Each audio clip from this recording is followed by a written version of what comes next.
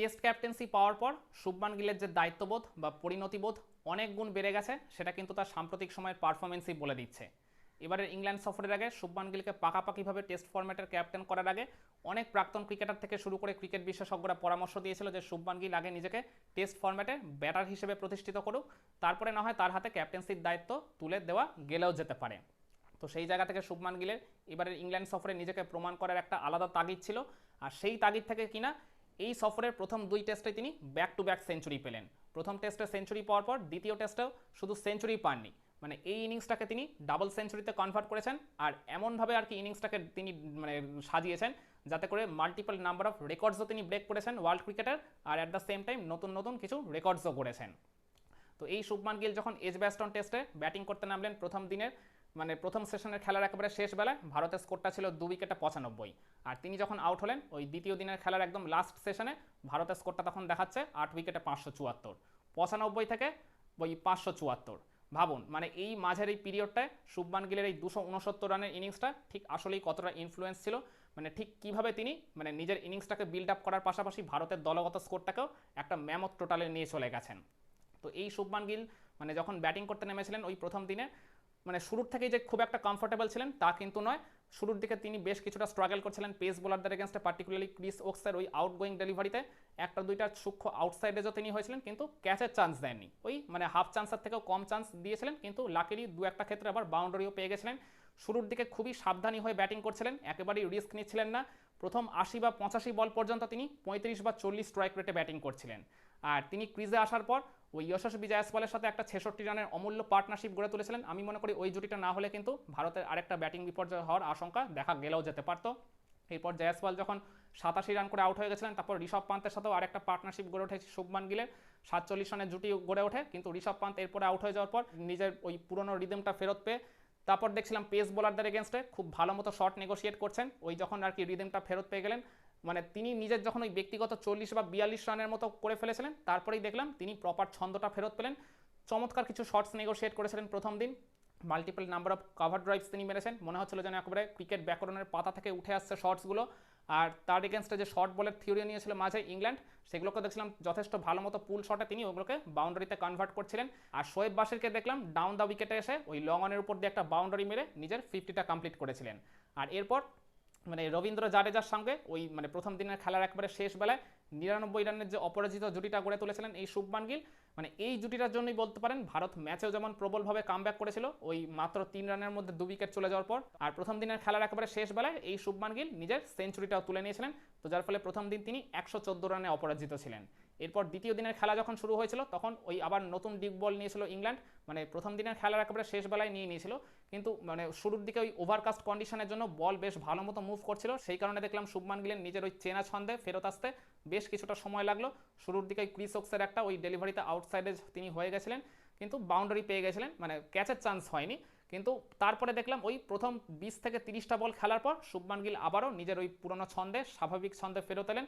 রবীন্দ্র জাডেজাকেও দেখছিলাম at the same time তিনি guide করে, মানে জাডেজা যেহেতু এর আগের টেস্টে মানে খুব একটা আর কি ব্যাট হাতে ভালো ছন্দে ছিলেন না, তো তার কনফিডেন্স ফেরানোটাও কিন্তু খুবই প্রয়োজন ছিল। আর সেই দায়িত্বটাও ওই মাঠে একেবারে মানে বলতে গেলে বুদ্ধিমত্তার সাথে বা অ্যাজ আ ক্যাপ্টেন ওই দায়িত্বটাই পালন করেছেন শুভমান গিল, যে কারণে জাডেজাও কিন্তু একটা পজিটিভ ইনিংস ডেলিভার করে গেছেন শুভমান গিলের সাথে। 203 রানের একটা ম্যাচ টার্নিং পার্টনারশিপ তিনি গড়ে দিয়ে গেছেন।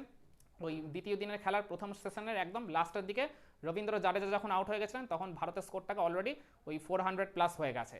তখনই যে টিম ইন্ডিয়া একটা বড় টোটালের দিকে পৌঁছতে চলেছে সেটা নিশ্চিত হয়ে গেছিল, কিন্তু শুভমান গিল দাঁতে দাঁত চেপে লড়াই করে যাচ্ছিলেন। দ্বিতীয় দিনের প্রথম সেশনের মধ্যেই তিনি নিজের 150 রানের গন্ডিটাও টপকে গেছিলেন, যেটা কিনা তার টেস্ট ফরম্যাটে এই প্রথম 150+ স্কোর ছিল।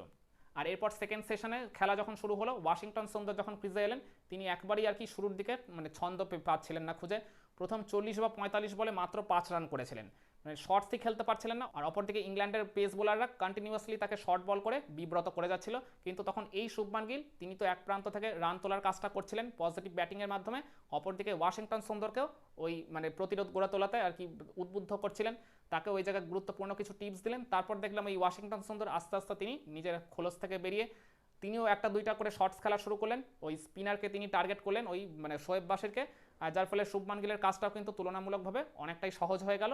আর এই ওয়াশিংটন সুন্দরকে সঙ্গে নিয়ে এই সেকেন্ড সেশনটাই বলতে পারেন প্রায় পুরোটাই কাটিয়ে দিয়েছিলেন শুভমান গিল, যার ফলে তাদের মধ্যে একটা 144 রানের আবারও একটা চমৎকার পার্টনারশিপ গড়ে ওঠে, আর যে জুটিটা কিনা গোটা ইংল্যান্ড টিমের জন্য যথেষ্ট মাথা ব্যথার ছিল। তো শুভমান গিল একদম ইনিংসের প্রায় শুরুর থেকে শেষ পর্যন্ত তিনি যে দায়িত্ব নিয়ে ব্যাটিং করেছেন, মানে একবারে যে পরিণতিবোধের চরম পরিচয় দিয়েছেন। মানে পার্টিকুলারলি আমি শুরুতেই বলছিলাম এই ক্যাপ্টেন্সির দায়িত্ব পাওয়ার পর তার এই দায়িত্ববোধের জায়গাটা বা পরিণতিবোধের জায়গাটা যে আরও কয়েক গুণ বেড়ে গেছে, সেটা কিন্তু তার আপনি এই ইনিংসটা মানে যদি একটু ভালো করে পর্যালোচনা করেন তাহলেই কিন্তু বুঝতে পারবেন। তিনি কোনো রকম বাজে শট, র্যাম শট তো খেলার চেষ্টাই করেননি। হ্যাঁ, যখন একদম আর কি পুরোপুরি সেট হয়ে গেছেন, ওই 170 বা 80 রান মতো পেরিয়ে গেছেন, তখন দেখলাম শোয়েব বাশিরকে তিনি ওই দুইটা রিভার্স সুইপে বাউন্ডারি মেরেছিলেন।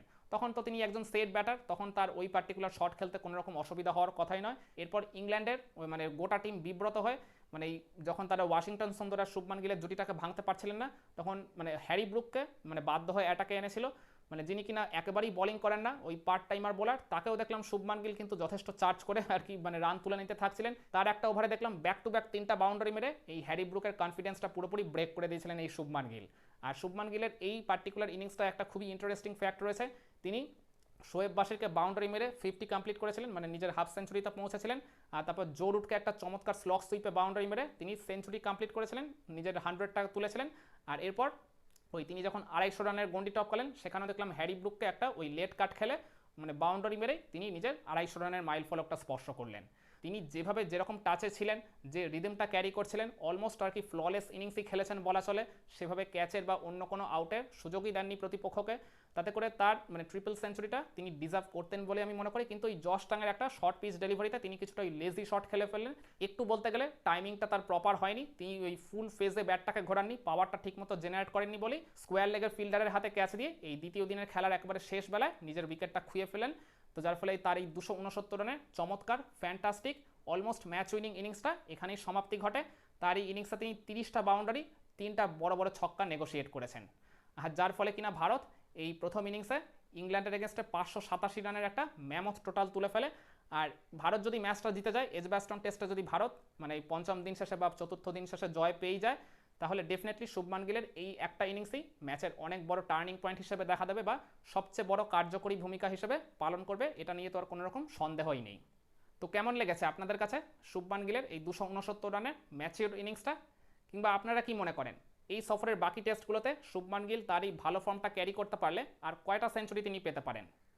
কমেন্ট করে আপনার মতামতটা জানাতে পারেন।